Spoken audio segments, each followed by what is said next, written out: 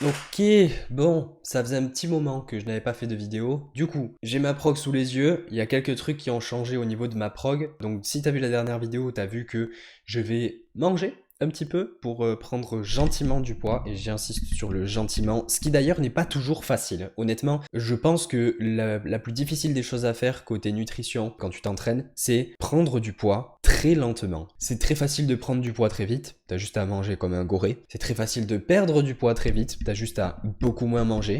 Prendre du poids très gentiment pour que la majorité de ce poids pris soit une prise de muscle.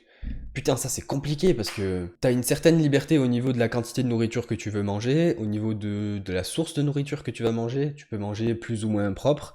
Je mange dans l'immense majorité des cas très propre, justement parce que je veux pas tomber dans ce côté non mais t'inquiète, ça rentre dans mes cales, je compte mes macros mais je mange des brioches toute la journée, tu vois. Mais ouais, c'est pas évident parce que par exemple je mangeais 110 grammes de riz par repas, 110 grammes cru, et du coup maintenant j'en prends 130, donc tu vois, si tu fais ça sur deux repas, ça rajoute déjà 40 grammes de riz dans la journée. Tu vas te dire ouais, c'est que dalle, mais à la fin de la journée ça fait quand même une petite différence. Par exemple 40 grammes de riz, ça fait peut-être 150 cales en plus, tu vois. Le matin j'ai switché un fromage blanc 0% pour un fromage blanc 3% je crois. Donc ça aussi, ça rajoute peut-être 100 cales, je sais pas exactement. Et j'ai aussi rajouté 10 grammes de céréales, donc peut-être 40 cales le matin. Et en fait déjà, tu vois, ça commence à monter et t'es peut-être à 300 cales de surplus. Donc tout le reste, je peux continuer de le manger pareil. Je sens que c'est un peu plus long les repas parce que le riz, il y en a pas mal quand même. Mais il faut pas toucher autre chose, tu vois. Donc ça veut pas dire, bon ben je veux prendre du poids, du coup let's go, je me tape des restos tous les week-ends. Vraiment pas. Genre vraiment pas.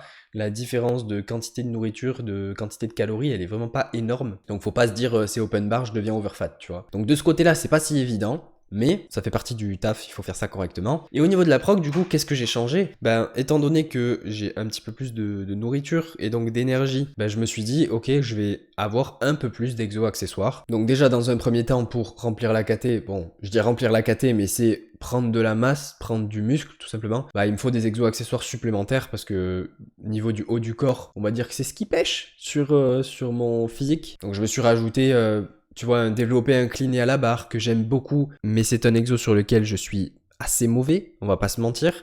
Hein. Quand t'as un bench à 165 mais que tu fais des séries de 8 à 75, il n'y a pas un terme en français pour ça, mais en anglais c'est humbling. Ça veut dire que ça te remet à ta place, voilà. Donc du coup cet exercice il est quand même très très dur, sachant que la trajectoire elle est bien différente du bench classique, du coup il faut s'y habituer. Mais j'aime beaucoup cet exo parce que il a une amplitude immense, il met dans le mal avec pas beaucoup de poids et t'as un bon ressenti au niveau des pecs, donc moi j'aime bien. Pour te faire vraiment un résumé, le lundi c'est bench accessoire, donc j'ai bench, du tirage vertical, du développé incliné à la barre comme je t'ai dit, et ensuite curl biceps, extension triceps et un exo épaule. Ça me fait chier en fait de faire les bras, honnêtement, je trouve ça pas ludique. J'aime travailler des mouvements, pas des muscles. Donc si tu me dis tu préfères du curl biceps ou des tractions tous les jours de la semaine.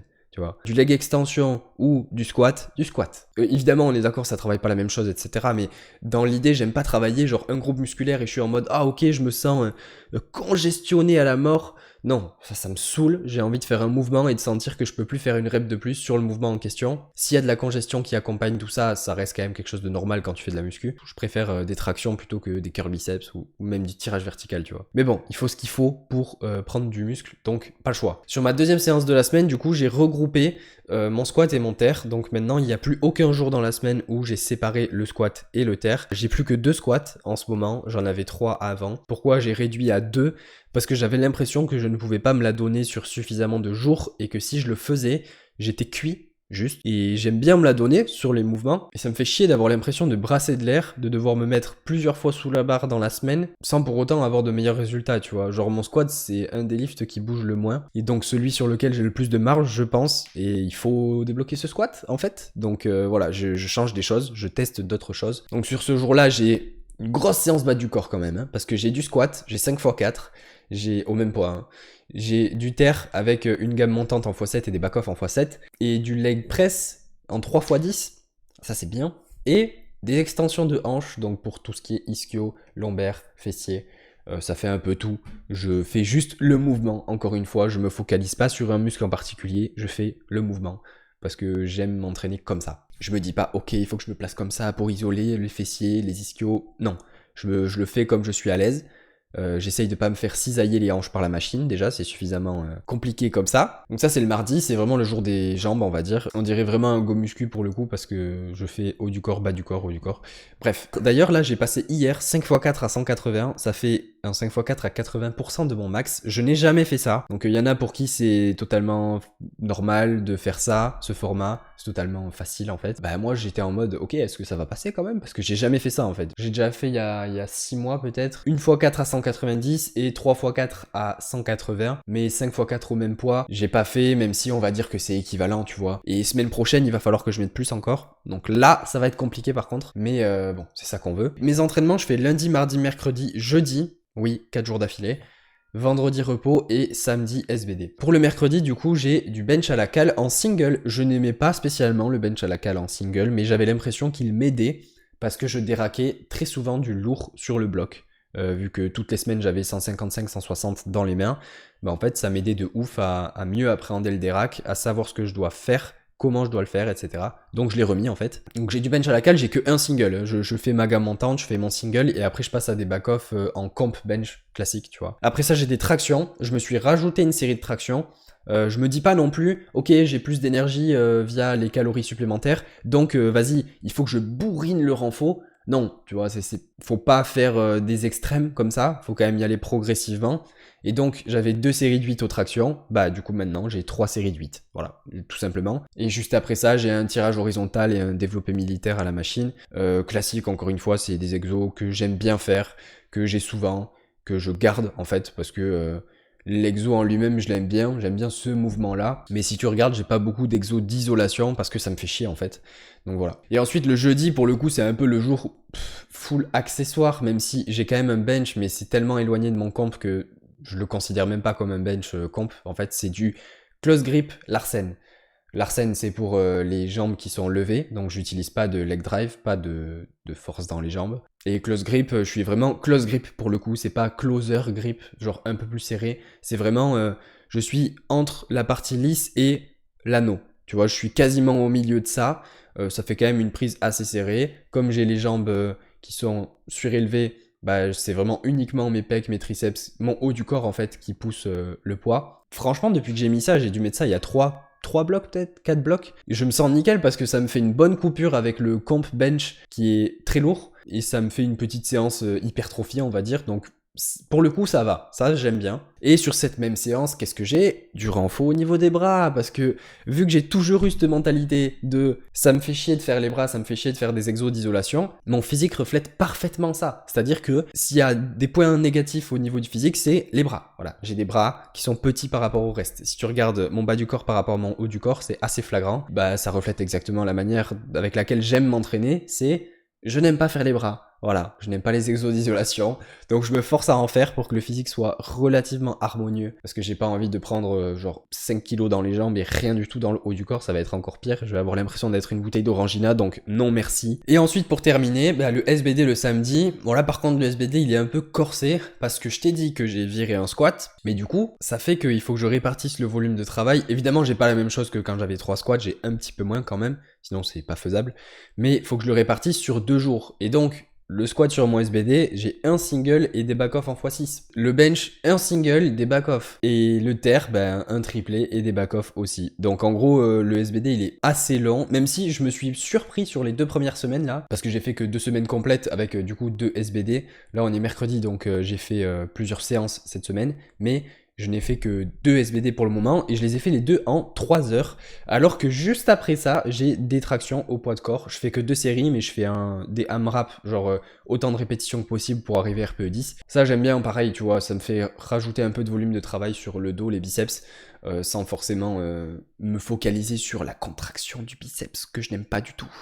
Voilà. Donc ce SBD, pour le coup, je pense qu'en fin de bloc, il va tabasser quand même. Il faut ce qu'il faut, hein, tout simplement. Donc voilà, au niveau de l'update du bloc, il y a pas mal de choses qui ont changé, comme je t'ai dit, tu vois, au lieu d'avoir 3 squats, j'ai 2 squats maintenant, j'ai un petit peu plus d'exo accessoires, c'est pas beaucoup plus quand même. Les exo accessoires que j'avais déjà, j'ai rajouté une série par-ci par-là pour avoir un peu plus de volume. Et au niveau de la nourriture, bah, je mange un peu plus. Voilà, y a pas de recette magique, ça va prendre du temps et il va falloir du taf. Mais bon, on est sur la bonne voie.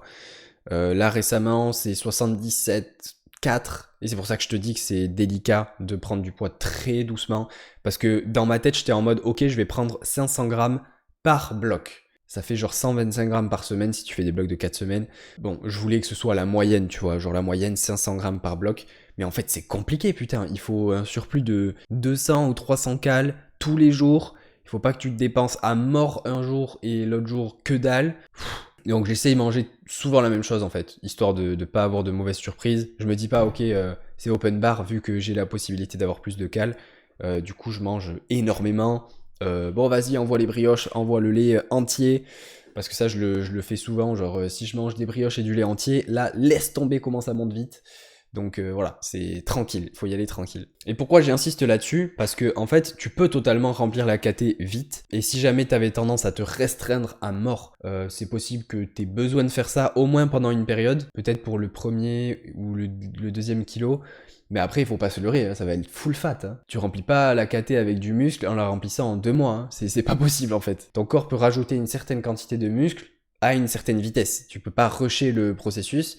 Et du coup, c'est pour ça qu'il faut prendre son temps en fait. Donc je fais ça très lentement pour pas devenir trop fat, trop vite, parce que j'aime pas, tout simplement. Parce que aussi, je vais me sentir trop mal dans ma ceinture quand je vais faire mon squat ou mon terre. Non merci, en fait. Et je vais être ballonné trop souvent, donc ça aussi, c'est non. Et surtout après, bah du coup, je vais devoir avoir une phase de déficit calorique pour rattraper la daube que j'aurais fait juste avant.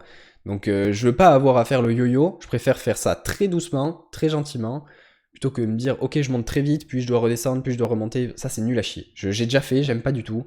Voilà. Donc, je préfère faire une montée très progressive. Et ça me va beaucoup mieux. Et au final, quotidiennement, c'est beaucoup mieux aussi parce que tu répètes les mêmes choses très souvent, tu vois. L'entraînement est assez prédictible, du coup, vu que tu as l'énergie qu'il faut. Donc, c'est vraiment nickel de ce côté-là. Je sais pas si tu voulais d'autres vidéos de mes mouvements ou des mouvements accessoires, etc. J'ai essayé d'en prendre certains en vidéo quand même, histoire de les mettre pendant que je suis en train de parler. Ah aussi, je voulais rajouter un truc, quand on veut prendre du poids comme ça, il y a une erreur, c'est de se dire, je vais switcher tous mes exos pour mettre full exo hypertrophie, surtout si on veut être fort, tu vois, si tu veux conserver de la force sur du SBD, bah garde du SBD en fait. Juste ne change pas grand chose, parce que tu peux totalement prendre du muscle avec du SBD. Tu vois, j'ai pas beaucoup d'exo accessoires jambes, j'ai uniquement du leg press 3 séries et des extensions de hanches 3 séries et terminé en fait. Parce que le volume de travail sur le squat et sur le terre, bah il va faire de l'hypertrophie. Et il n'y a pas besoin d'en rajouter des masses. Par contre, sur le haut du corps, on a que le bench, donc là, évidemment, il faut rajouter du taf, surtout si tu veux pas juste avoir des pecs. Mais l'erreur, ce serait de se dire, ok, je vais tout switcher, et je vais enlever le SBD, et je vais faire que exo accessoires, comme ça, je vais devenir un tank, et après, je vais revenir sur du SBD. Non, si tu fais ça, tu vas revenir sur du SBD, tu vas être certes très musclé, mais tu vas être surtout très nul sur les exos SBD. Donc, ne fais pas ça. Parce que tu vas devoir réapprendre à squat, réapprendre à bench, à terre, et tu vas juste perdre du temps. Alors que si tu avais gardé ça tout le long, tu bénéficies en plus d'une progression assez grosse, puisque bah, tu as beaucoup d'énergie via la nourriture. Et en plus de ça, bah, tu peux faire du muscle avec les exos squat, bench, deadlift, tu vois, il n'y a pas de raison. Donc voilà, c'est tout pour moi, j'espère que tu auras aimé. Si tu as aimé, mets un j'aime, commente pour me dire ce que tu en as pensé. Je te dis à la prochaine. La prochaine fois, je vais parler du récap du Silent Worker Meet parce que j'ai coaché 2 personnes là-bas et j'ai envie de parler, comme je l'avais fait cet été, de leur compétition, de comment on a géré ça par rapport à l'entraînement, etc. Je pense que ça peut être intéressant. Je te dis à la prochaine. Reste positif. Peace.